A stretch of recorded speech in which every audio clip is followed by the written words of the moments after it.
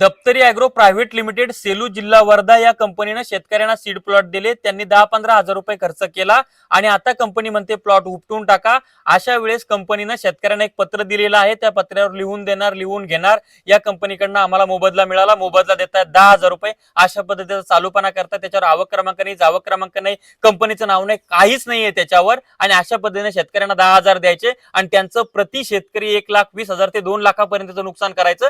कारण की आता प्लॉट उपटून टाकल्यानंतर पुढे कोणतं पीक लावावं असा प्रश्न त्या शेतकऱ्यांपुढे निर्माण झालेला आहे.